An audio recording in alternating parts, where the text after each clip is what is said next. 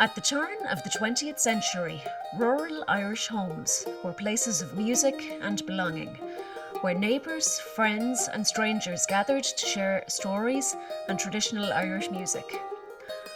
One of those homes was in County Leitrim, the family home of Edward and Bridget Sweeney and their 16 children, and later passed to their son Willie, his wife Katie and their 9 children. It was where music and farming sat side by side. Today, Breach and brothers Porrick, Noel and Sean are sharing memories of life in the house and on the farm. This was our kitchen, and there was another room down there at the bottom, which was our washroom, where we always washed our faces and hands and put the Wellingtons and all that kind of stuff. And behind us here was the fire. In that corner, there was a full-length corner press, and to the side in the other corner was a small little corner press where Daddy used to keep his wallet. All the cooking was done on the open fire. The bacon, the roasting, everything was done. There'd be coals put out and the pot, or it was like a cast iron pot with a lid on it, and then coals put on the lid, and that baked the bread. And there was a crook then over the fire, or a crane, they call them now. We used to call it the crook. You could pull it for hanging the pots and ovens and things on, to hang them over the fire. And then you could pull it out if the fire was too hot and hang the pots on it, and then push it back in. Before there was electricity, we had a tilly lamp. It was run on paraffin, and it would glow away there and light up the kitchen. And after an hour, maybe the light would start fading. You would get up and give it a few more pumps to keep it going. We had loads of Caliers coming every night as well. The neighbours would drop in. There could be 3 or 4, maybe 5 neighbours at one time, and they would all be sitting around. And it still felt it was a big room to me anyway. Electricity arrived in rural Ireland gradually, but for the Sweeneys later than most. It was 62, and they were all the electric men were all around the country putting up the poles, and it was a real buzz of excitement. That was the big exciting part of our lives. Eldest brother Eddie wired the home.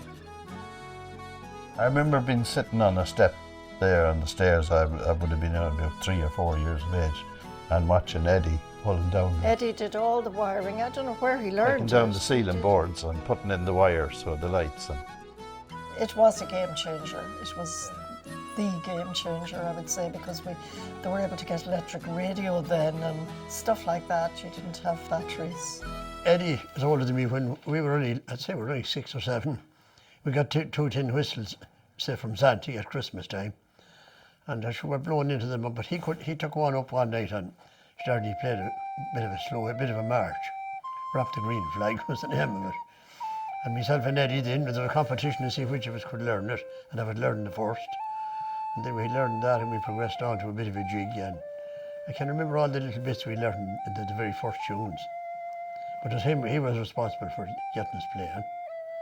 As we got older then, we progressed to, we got them band fifes of some of the neighbours, and we learned how to play the concert flute from that, you know.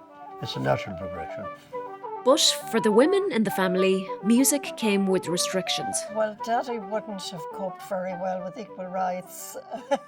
He didn't think girls should play the tin whistle. We wanted to at the time, but he said, no, girls don't play the tin whistle, it's not ladylike. So that was the beginning of the discrimination. You could sing and you could dance and that kind of thing, but we used to play Go Home and Wash Your Father's Shirt. Do you remember that? Up and down in it. Away from home, music was a way to make some extra money. We had a cousin in Clown, Patsy Doherty was the name. He had a Cayley band, and as we grew up to 14 or 15, he brought us into the band. He used to bring us on it was him introduced us to the doing gigs out on the road and all that. Yeah, and he was good to us, and we always had a few pound in our pocket. He put money our way and all that, you know.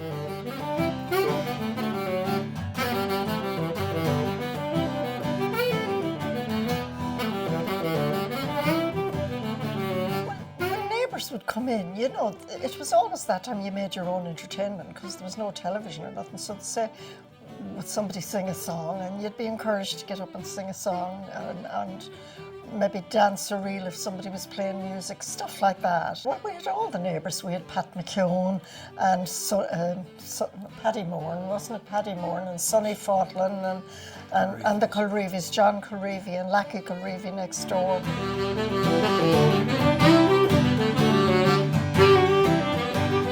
And then we had musicians like Jim Rall, who used to play the fiddle. He was a really good fiddler. And Amy Cannon on the banjo.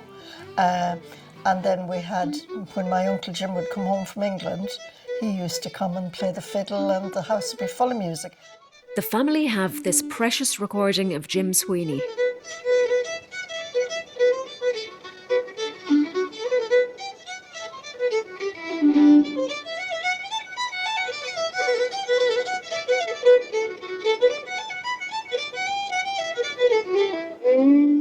He also was a Shannon's dancer, so they used to take the half door off and put it down on the floor, and he would do his dance on the half door on the floor for volume and for impact, I suppose. And there was no tap things on the shoes that time, so you had to kind of get the noise. My heart would break for all our sake, and the tears like rain would fall.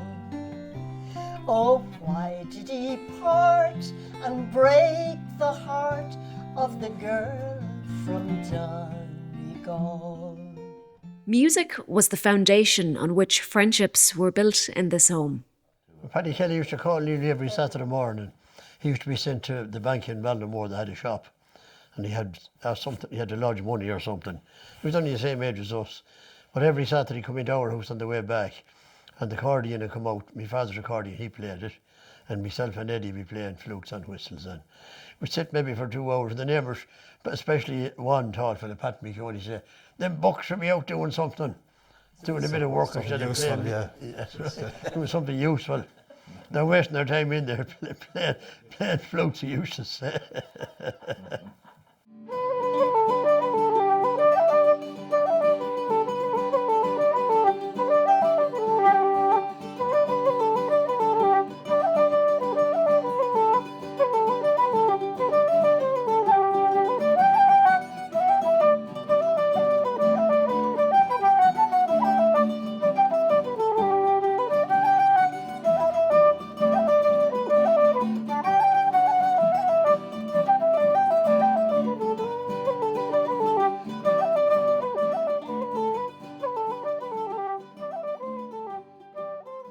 Well, the younger you were, there was different jobs for different age groups.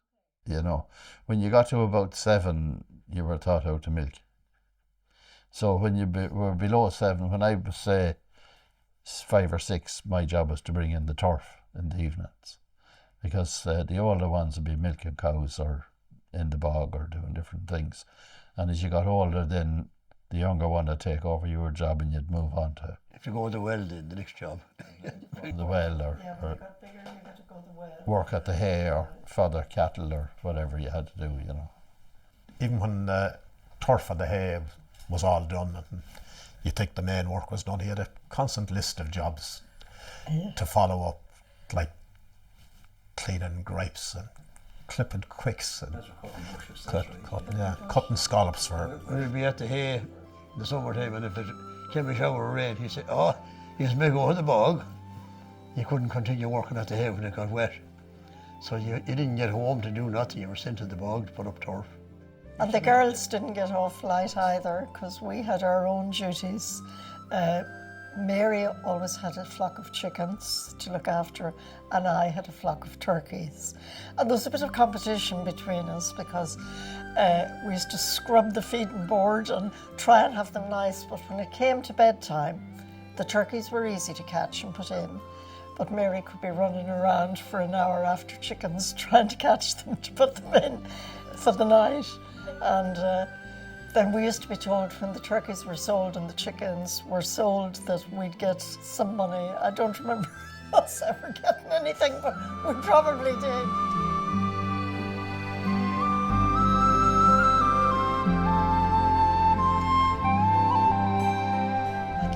to cycle to Clune or cycle to Ballinamore or cycle to bring the turkey to the turkey cock and all that kind of thing. One turkey at a time in a basket tied on the carrier at the back of your bike.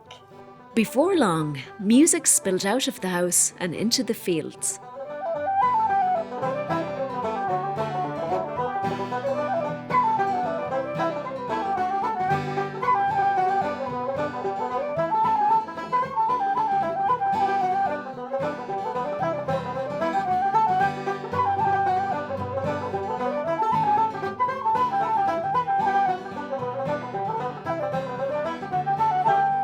And then as the younger ones came up, Martin wanted to learn the drums. So he used to have a drum kit over in the turf shed and he'd practice there. But sometimes it was so loud, he went away up the hill, out through the fields, and he'd be up on the top of the hill playing the drums. And the neighbours complained that he had all the cows in the country gone mad. I'd get out of school up in Ballinamore here and I'd run home and throw my school bag in the corner there behind the door and up the field and getting behind the drums and let me vengeance out. I spent about half an hour beating the drums as hard as I was able. Sort of when I come to age like Noel and Eddie and Bridge and Mary had left home, you know. So the only instrument that was in the house, I think at the time, was Daddy's accordion. And I started learning a couple of bits of tunes on that. But my father had sort of stopped playing at that time, so he wasn't really that much involved. But we had a chair up in the parlour here, and there was kind of something like that, but there were higher spikes. The things came up, and the straps was too long, so Porrick used to put the straps in over the hooks at the back to keep the accordion on me. And then he'd go off out maybe to fodder cattle or something. And I'd have to stay there until he came back because I couldn't get off. He crucified you.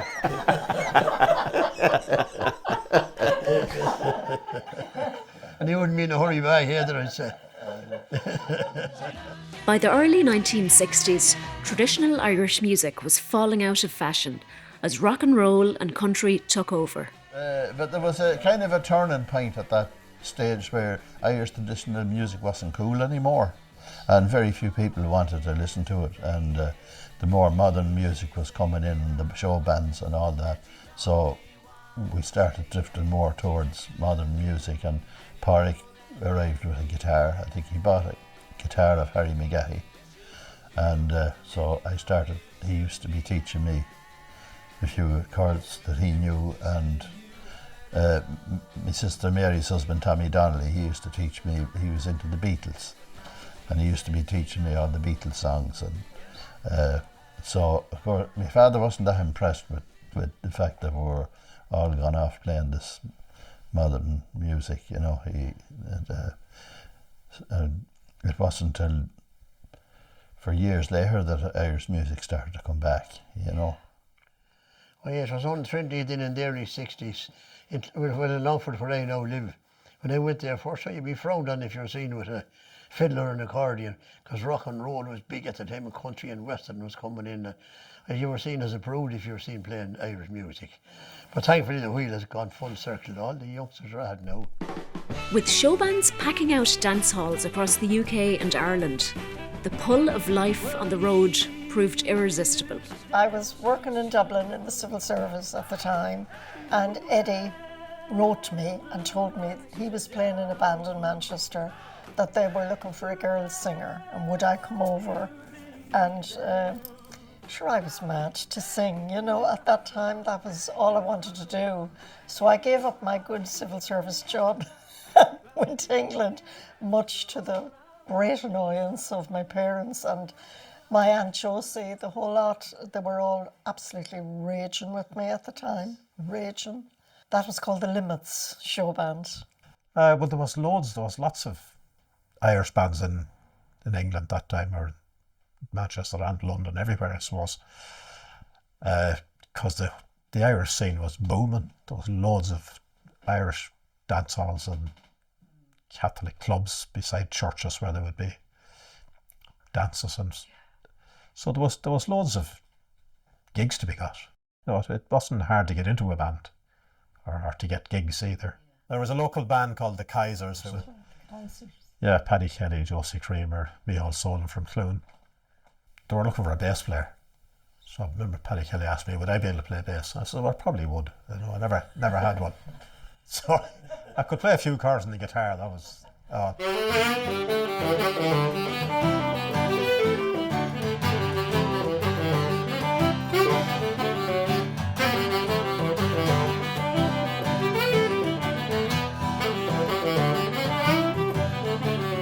As show bands surged in popularity, traditional Irish music quietly endured. Sligo had a tendency to play real fast, and Leitrim played fast as well. Then go to East Galway and Clare, it was very laid back but lovely music. Every part of the country, the music was different rhythms and different styles, yeah. Well, from listening to CDs in and radios and all that, it might have, you got a bit of everything later on. But in the early days, we played the Leitrim Sligo style. And Uncle Jim played the Lord MacDonald's, and the humours of Ballyconnell was my father's. Them two tunes they were burned out in this kitchen, I'd say. They stood the test of time. There's new tunes now, like pop songs, they come in for a year and then they're gone, but they fall back and all the old ones are there for generations. Before going on to win an All-Ireland title on the concert flute in 1982, Noel remembers competing against Matt Malloy in Mohill long before his rise to fame with the Chieftains.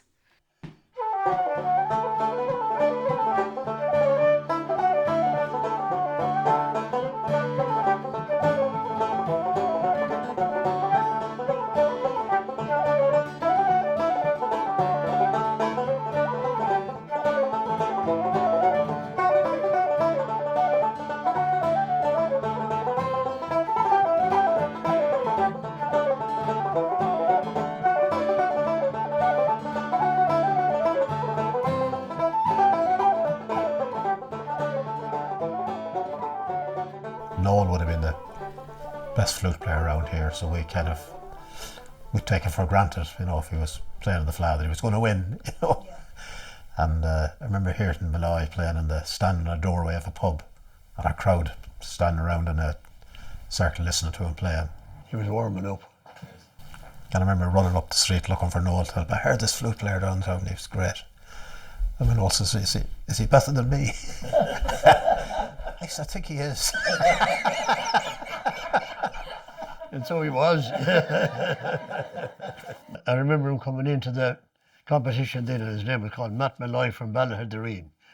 And he came up and I can still see him, took out the flute and put it together, and he sat down and he played the Calavel jig first, and then he played the Moving Cloud. I say to myself, that's it. Nobody here is going to beat him. Josie McDermott was playing Lord Rest Josie in that competition as well, and a few others we can't remember. But Matt went on to win that. That was a Connacht flair. Matt went on to win the All-Ireland, of course, after that. Brother Martin, who once practiced his drums out in the fields, went on to play in several show bands before moving to America, where he joined showband star Brendan Boyer and the Big Eight at Caesar's Palace in Las Vegas. Tell the one about when you'd be over in the little field there milking the cows. They used to be going, Bapa him mama, Bapa him mama. Yeah, I remember the day the letter arrived and he met the postman outside, and he felt he was lucky that he was the one that met the postman and that it wasn't some of our parents. That was the letter to tell him he'd received a scholarship to go to be a teacher. And he wanted to go and get a job in a band drumming, so as soon as he seen it, he brought it in and threw it in the fire and burned it and said, don't tell anyone about that.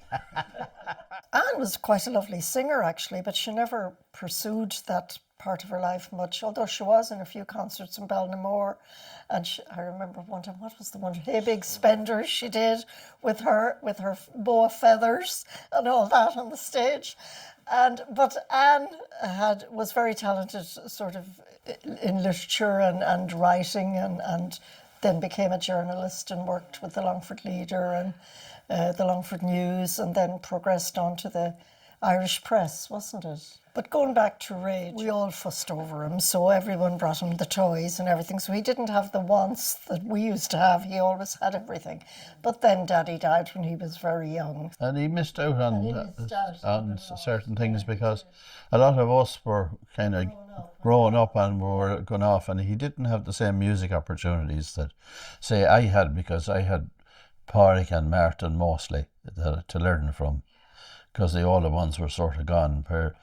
Ray didn't have much of that. It was nearly ended up, it was just my mother and Ray living here, you know. I heard someone asking Ray one night, how come he doesn't play any instruments? And he says, because we all left and brought all the instruments with us. That was probably true. There was none left in the house.